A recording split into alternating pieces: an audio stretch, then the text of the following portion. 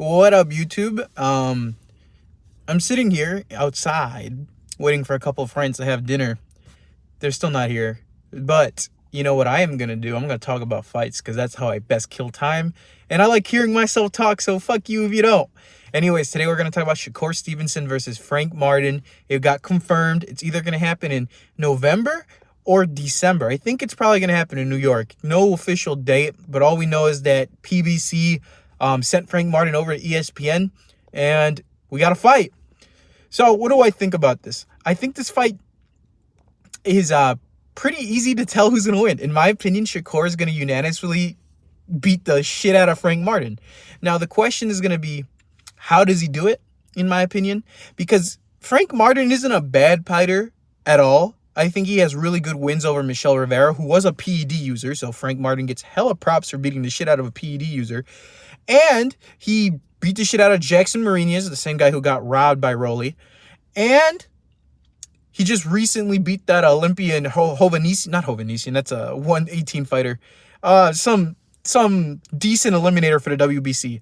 I forget his name, but he's an Eastern European fighter who, in my opinion, gave Frank Martin a lot of issues, just with a little bit of pressure. Now, I do want to break this down stylistically. Frank Martin is kind of a boxer-puncher, pressure fighter on a good day. He's a good pressure fighter. He really gave Michel Rivera a good jab. He walked forward, and he made his punches land. On Jackson Marinez, the same. The difference in the Jackson Marinez fight is that Jackson Marinez was able to get Frank Martin with a shit ton of right hands. And if Jackson Marinez can do that, I think Shakur Stevenson can time you up. Mind you, Jackson Marinez is an orthodox fighter and Shakur is not. I think Shakur is a southpaw, if I remember and recall correctly. And Frank Martin's also a southpaw, so it's like it doesn't really have an advantage stylistically for either of them. Frank Martin's best fight is probably Michel Rivera, like how he looked. His recent fight, I mean, unless, excuse I forget his name. It's been a while since I watched the fight. But it was a really close fight, and Frank Martin only won, in my opinion, because of the knockdown in the 12th. That said, Frank Martin has some hella power, and it's pretty visible. He hurt Michel Rivera. He hurt the guy he just fought for the WBC belt. How about Shakur? Well, Shakur is a two-time world champion, and I don't have really many questions about him. I know he can box when he needs to box. I know he can fight when he needs to fight. So what is the way to beat Shakur Stevenson, really? In Frank Martin's world, his best bet is going to be making this a brawl. He's going to have to give away rounds. He's going to have to be able to be hit a couple times in order to throw. Now, we have to think about it this way. Stevenson has an absurd jab. He has really good pop. He just knocked out that Asian guy at 135. He made Oscar Valdez look like a chump. He made everybody in his way up to on 126, 130 looked like nobodies. Let's be real here. No one has forced Shakur out of a comfort zone. You could argue that Nicotilla, the guy who just got knocked out on ESPN on the undercard of Loma versus Haney by that guy Robert Garcia trains, you could argue that Nicotilla did kind of make Shakur look kind of bad. And I could see your argument because Nicotilla did this... he had some sneaky power since he knocked out Miguel Burchell, and Shakur probably felt that early. And he was kind of just boxing his way to an easy decision, boring. Nicotilla kind of got Shakur's attention with a couple shots, and that's about it. He didn't really do much. Esquiva Falcao, that was an interesting fight for as long as it lasted. Esquiva has skill, though, that's slept on. I do think Esquiva Falcao is a better pure boxer than Frank Martin. Can Frank Martin replicate that game plan? I don't think so. Esquiva Falcao is a more athletic fighter, I'd argue. He has a more boxing brain. Thing is, he gasses out really easily, seen in the Oscar Valdez fight and seen in the Shakur Stevenson fight. And that's his biggest downfall, I'd argue.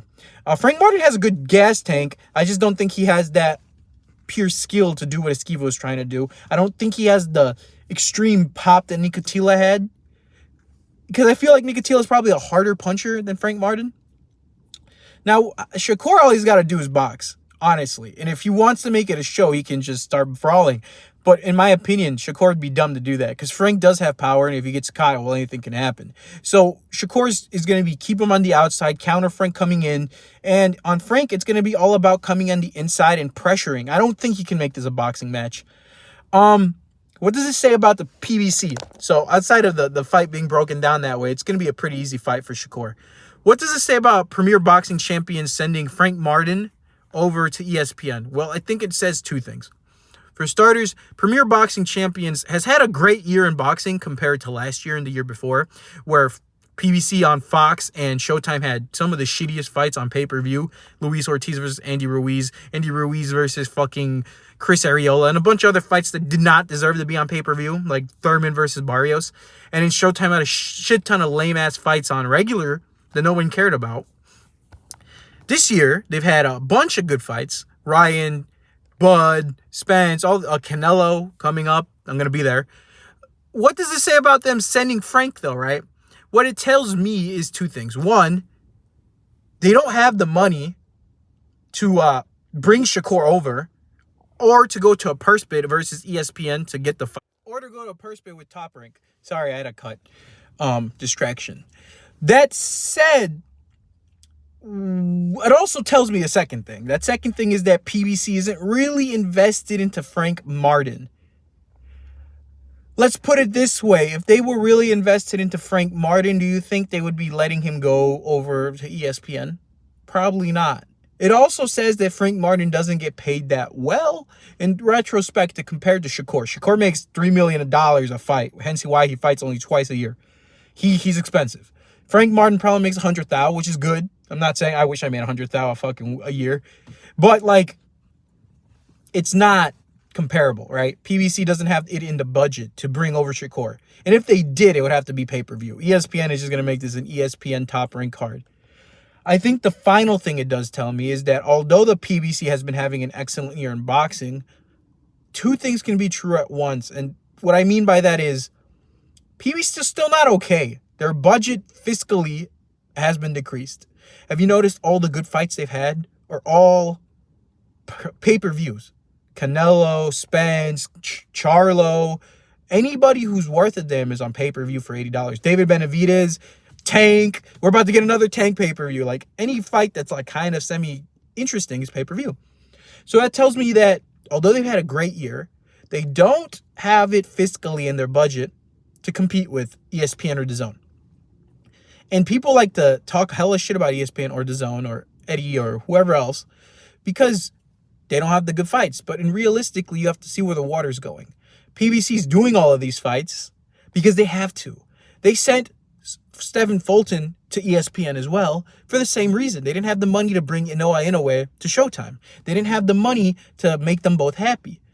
Fiscally, they couldn't afford it. So what's the next best thing? They're going to send them over. It also says a third or fourth thing. Prior to this year, Fox was still in boxing. So they had more TV dates for all of these extra fighters like Andy Ruiz, Stephen Fulton, all these other guys. Now it's just Showtime because Fox hasn't been in the business for about a year and a half. And they don't have the space to accommodate them all. So they have to let them go. And it's a twofold thing because if you haven't noticed, 90% of the time when PBC and ESPN or a PBC fighter fights someone outside of the PBC bubble, they lose. Rick Glacier, I was talking to him on Facebook. He's a real good guy. Although he's a little biased. I think everybody is. He was telling me that Top Rank told him that it's Top Rank versus PBC fighters, just Top Rank, it's not even counting DAZN, is 5-21. PBC has lost 21 times and only won 5 times. Which is fucking insane. But it's just food for thought, right? Will Showtime exist after this year?